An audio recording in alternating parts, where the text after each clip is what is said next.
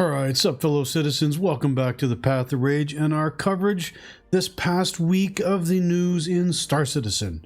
A little bit to go over: Squadron 42 monthly report and the latest update on the 3.24.2 build that is currently on Wave 1 Evocati testers as of the recording of this episode, and should be going to Wave 2 either tonight or by tomorrow, aka today, then the day that you're actually seeing this video. In any case, let's jump in.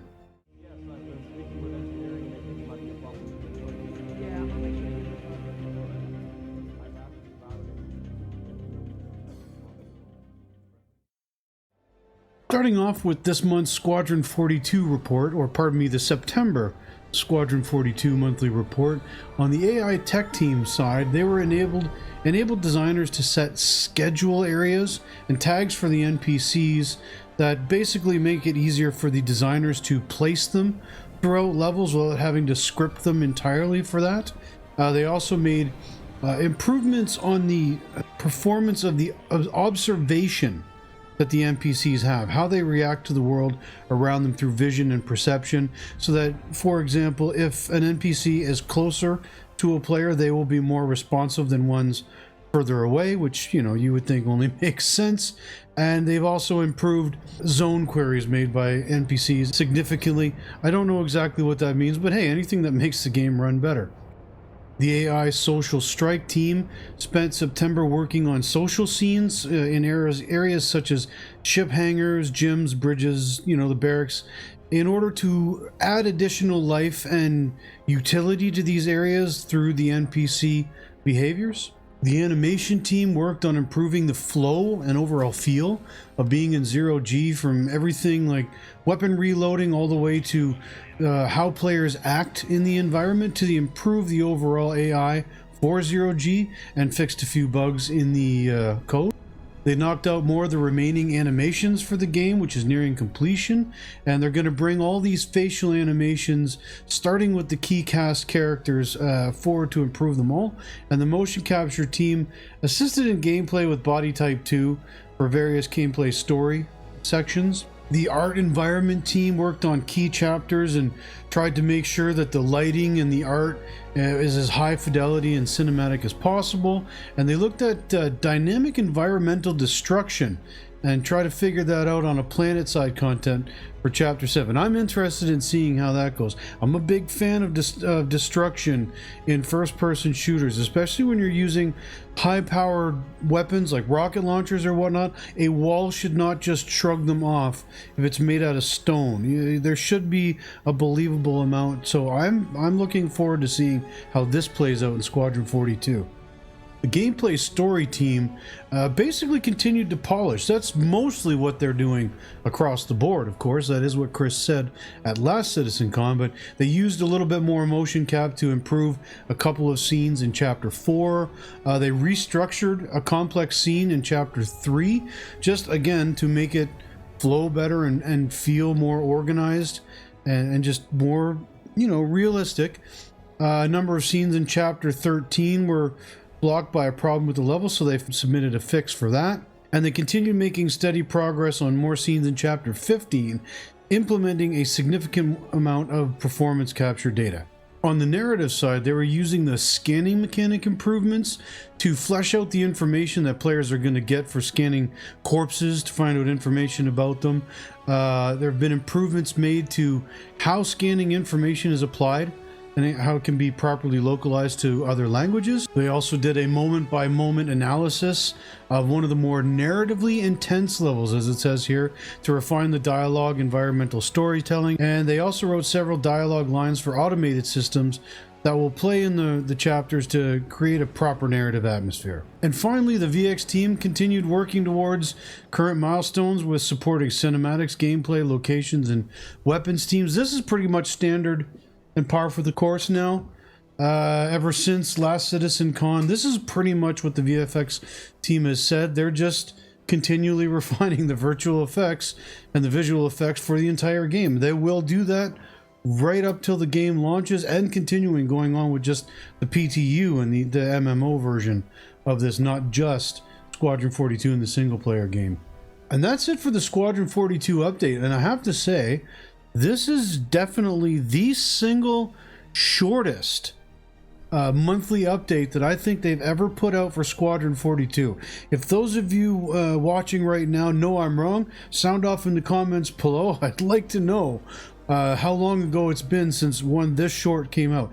I like to hope and continue to huff on the copium pipe that the shortness of this update means that we are going to see, hopefully, a release date given to us at this year's CitizenCon in a couple weeks' time. Not even at this point. I'm hoping that this small size as well is just kind of an indication of how close they are to getting this finally finished, finalized, and out the gate for me to get my grubby mitts on it. I cannot wait for Squadron to come out. I really can. Like I've said before, it's the reason I backed this project in the first place. The PTU is just icing on the cake for me, so yeah, I want this. Let's go. Bring it on, Chris.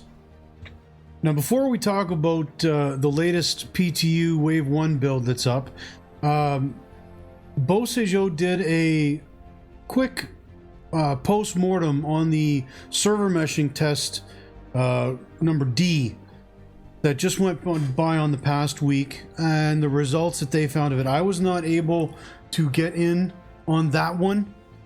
I couldn't have recorded any of it in any case. It's under NDA, but I wasn't able to get on that one, so I can't really comment on how the servers went, what numbers they got up to, or whatnot. However, he made a post up on Spectrum, and he had to say this about it, that they conducted it on October 2nd. It included some important optimizations on how the hybrid service processes and fans out entity updates connected to clients and servers. It was an optimization opportunity that was observed in previous test C. The test also included a crash fix in the hybrid related to quantum jumps. The test did not go as well as we wanted, mainly because of a fast reproducing crash at higher player counts. We were still able to make important observations. Now, I will say this, I wasn't able to get in on this test, but I was able to look at Evocati chat and whatnot at the time, and I was seeing a lot of this, that when they tried to get up to the 1,000 player server counts, that's where that really started kicking in, but it evened out and was a bit more tolerable, but not great at about 500. Again, I wasn't part of it, so I'm going to limit my comments on how that went to what I've said now, and we'll keep moving on. Now, the good thing here that he did say is that the optimizations they were verifying were confirmed as working, and this delivered major performance to the hybrid server mesh, even at 900 plus players. The crash at high concurrency prevented the test or at higher counts, but it did not happen at lower numbers. So that will be the focus of the next test. And I actually enjoy these tests. You just run around and try and all join in the same places or whatnot and just do whatever. You know, there's no point in trying to grind out rep or anything like that. It's just get as many people onto the server and see what happens and how long it can survive.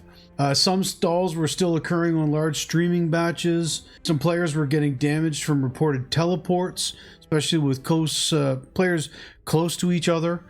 Ping times and round trips were much more stable even at higher player counts, which is good. And congestion in hubs and hangars was still egregious, especially for hangar elevators. Now again, like I said, I wasn't in this particular test, but that has been the case in every one of these server meshing tests every single time.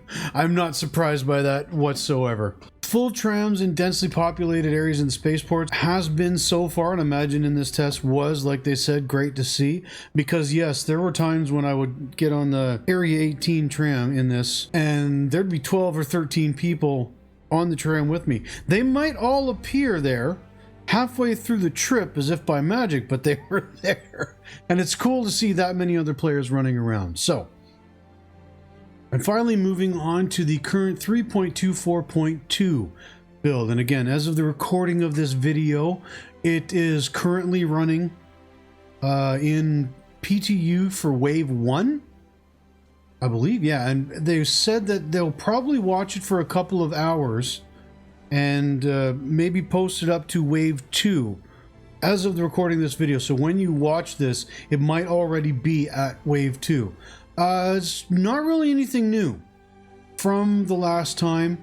Still the new creator faces and beards and tattoos and whatnot. The MFD rework is the real big thing that players will notice if they haven't jumped in before this patch. Stability and bug fixes, of course, the new rock and acidic cave systems, and a little bit of flight tuning and archetype balance. I'm noticing this too. Ships seem a lot slower than they were. I don't know how else to put it. I don't know if they actually are. They just feel slow. You can see some of the known issues here that I have up on the screen before you. As long as you keep an eye out for these while you're doing the test, then it's not really a big deal, but they can be a pain in the ass. The Misk Starfarer is not refueling other ships. Planets and moons have no harvestables. People were complaining about that in the chat. My experience with this patch right now was I was able to play it for about an hour. It was going well for me. It ran smooth enough. I didn't see in the chat too many complaints about how it was running. You can see the background video going on as I talk about it. This is my video footage from this build as of today.